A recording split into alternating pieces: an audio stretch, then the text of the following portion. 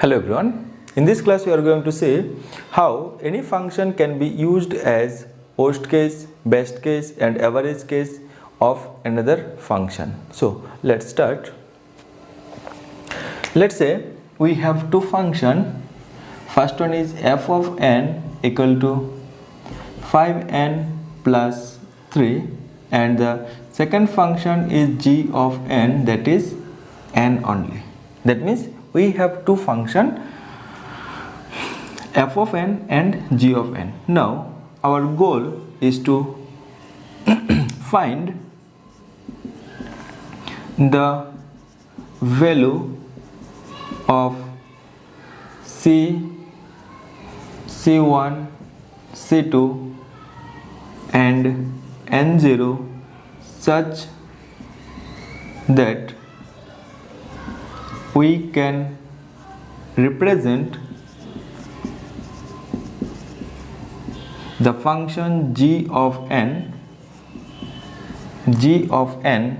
as f of n equal to worst case of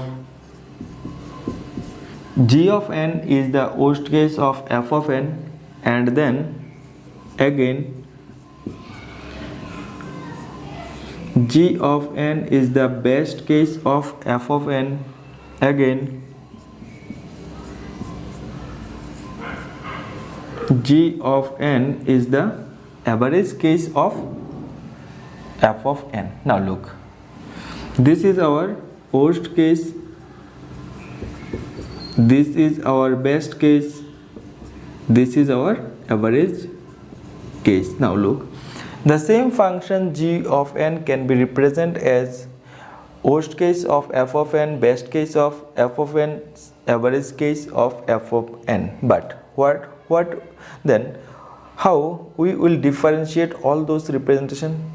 All these three representation will differentiate based on the value of c, c1, c2 and n0. That means we need to find the value of these three constant, and this is the number of input for which g of n will behave differently with respect to the function f of n.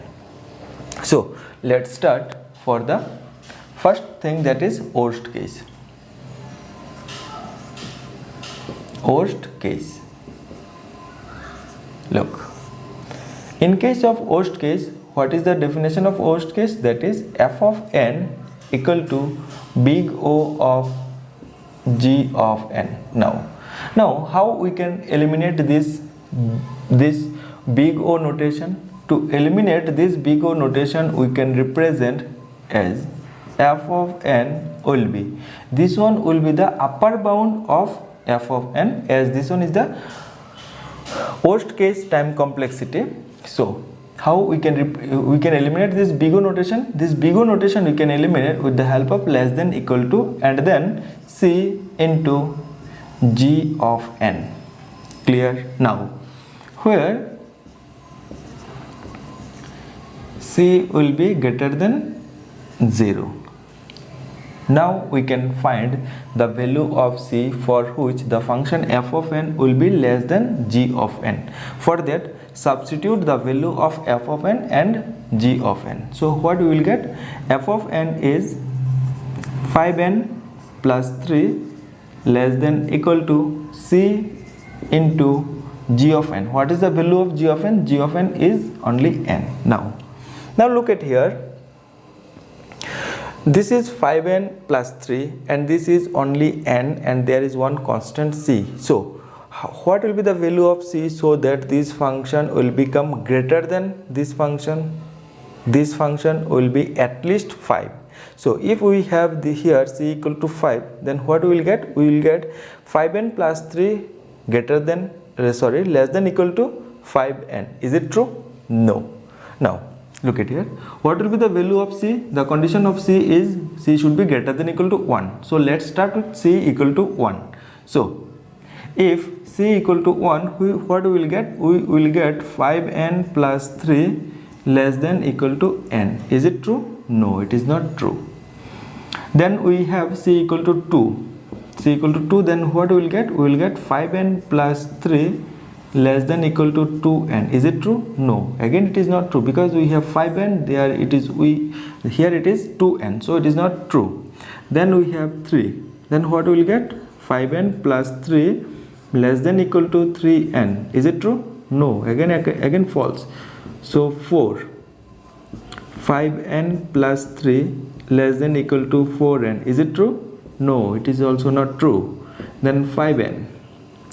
Then c equal to 5. Then what we will get? 5n plus 3 less than equal to 5n. Is it true? No, because 5n correct, but here we have extra 3. That means this one is again false. So next value is 6. So 5n plus 3 less than equal to 6n. Is it true? Is it true? And what is the restriction for n? N should be greater than equal to 1. So let's say if this thing can be true. After that we need to find the constant of n. So let's take this thing. So what we will get? We will get c equal to 1, c equal to 6. So plug in c equal to 6. Plug in the value of c equal to 6. Then we will get 5n plus 3 less than equal to 6n.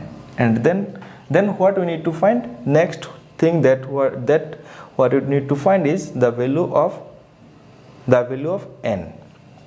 So for that, let's say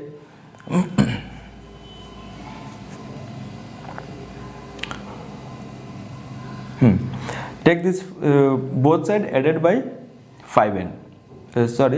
Subtract 5n from both sides. So what we will get? 5n plus 3 minus 5n less than equal to 6n plus minus 5n. That means this 5n gone. Here we left with n. So what we will get? 3 less than equal to n. That means n should be greater than equal to 3. Clear? Now look at this condition. The condition of n is greater than equal to 1. That is our basic condition. Now if you plug in n equal to 1, what we will get?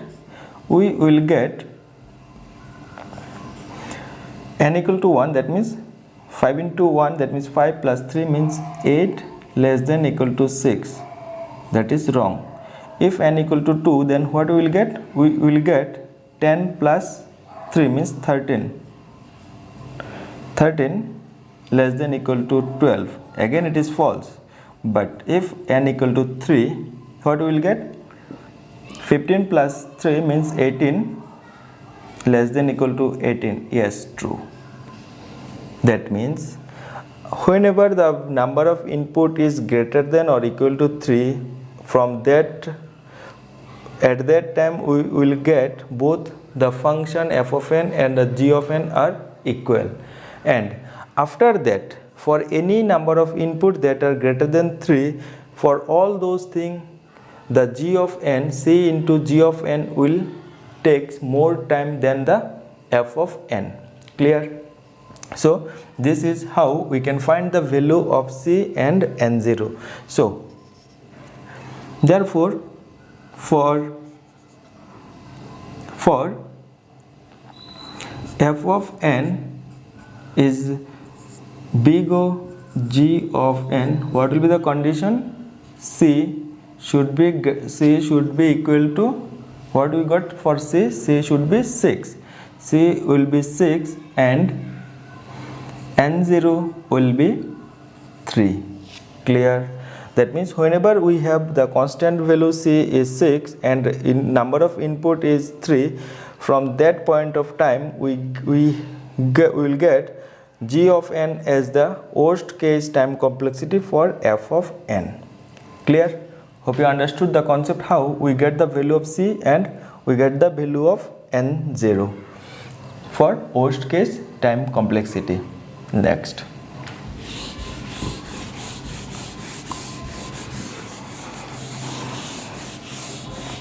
so what we will get here, this thing is true only when C is 6 and N0 is 3.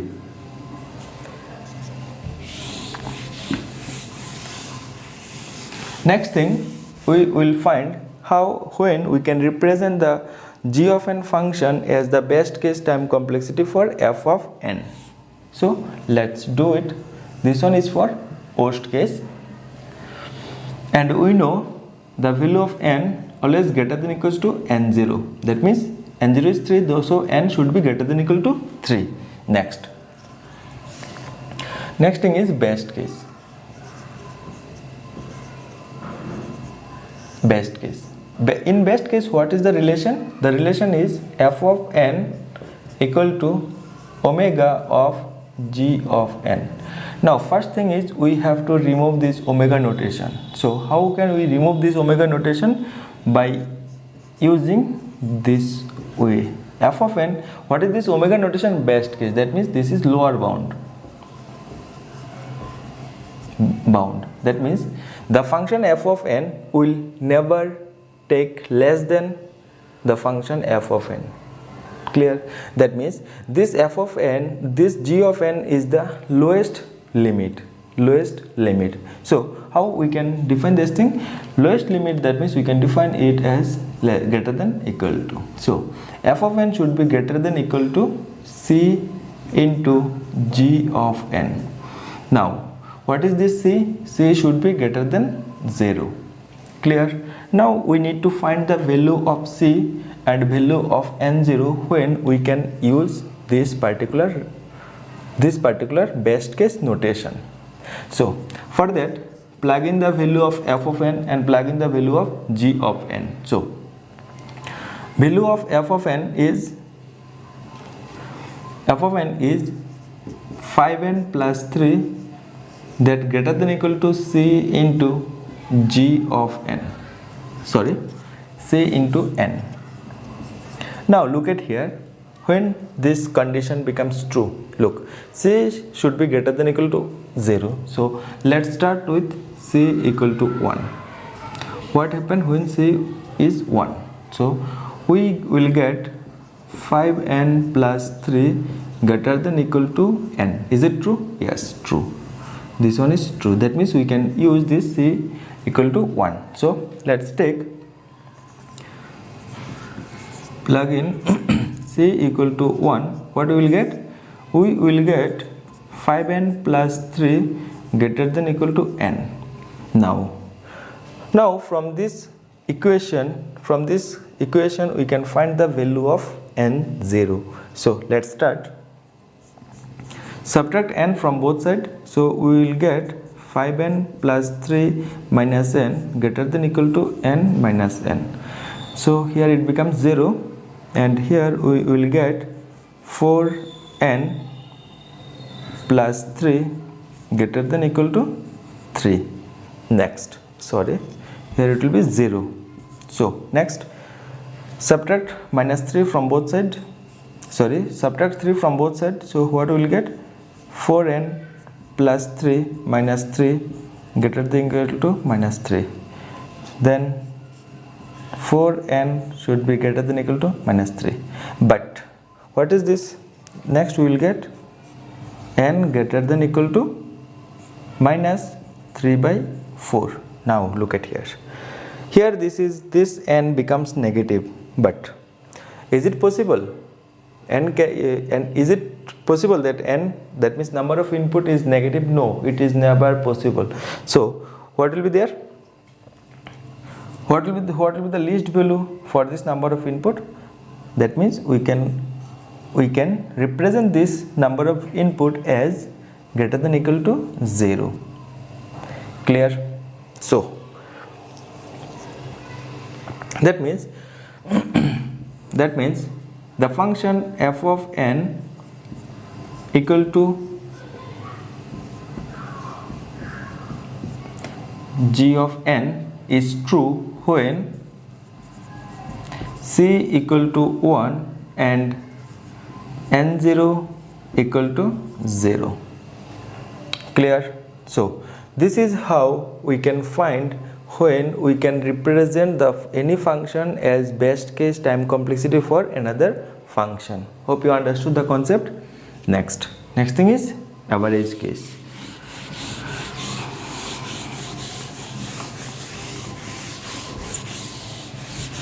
Now for this case, what we get? We get c equal to 1 and 0 equal to 0 for best case. Now for average case.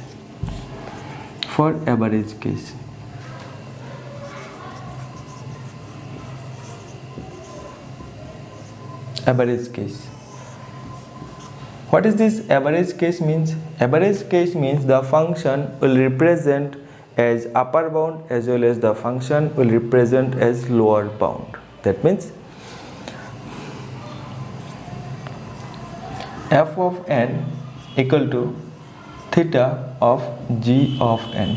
What does it mean? This means that this function g of n is the upper bound as well as lower bound. Clear? Now that means from this particular notation, what we will get? We will get these two things, one for upper bound and other one is for lower bound. So let's take for upper bound. This one is for upper bound and next one is for lower bound. What we will get in case of upper bound? In case of upper bound, we will get f of n will be the less than equal to c1 into g of n. And in case of lower bound, what we will get? We will get f of n will be greater than equal to c2 into g of n.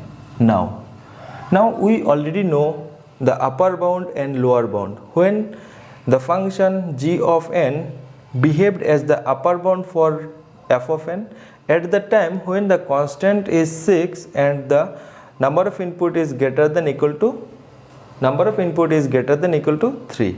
That means this is true when c equal to 6, c1 equal to 6 and n greater than equal to 3. Clear? N greater than equal to 3, that means n0 equal to 3. And this lower bound is true when we have c equal to 1 and number of input is 0 or more. That means this one is true when we have c equal to 1 and n greater than equal to 0. That means n0 equal to 0. Clear? Now we will combine these two conditions and we will find the restriction for this condition when this condition is true. Look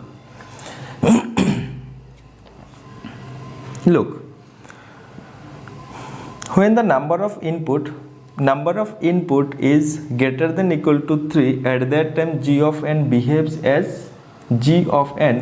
as upper bound. But when the number of input is less than equal to 0, at that time for c2 equal to 1, we get g of n as the lower bound for f of n. So how we can combine these two restrictions together? These two restrictions come together and we will find that the initial value, look at here, this is our number line and this is our 0, and all the numbers here are negative and all the numbers here are positive. Now this is the n0 for lower bound and here somewhere we have 3. This is the n0 for upper bound. So which one we will consider? We will consider from here. Why? Because we always focus on the maximum number of input. We always consider on the large number of input. Now in these two cases, here the initial number of input can be 0, but here the initial number of input can be 3. That means which one is the more number of input? More number of input is 3. So we will work with this more number of input or large number of input. So what we will get? By using these two, by using this upper bound and by using this lower bound, we can combine and represent the function g of n as average case for the function f of n. That means from these two things we can combine that f of n equal to big theta of g of n. That means g of n will be the average case time complexity for f of n. But when? This is the main condition. When C1 will be 6, C2 will be 1, and number of input n will be greater than equal to 3. When number of input will be greater than equal to 3, that means n0 here will be 3. Clear? This is the average case representation.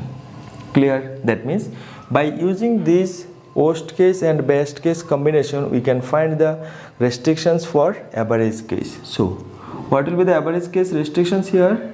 C1 will be 6, C2 will be 1, and number of input n0 will be 3, and n will be greater than equal to 3. Clear?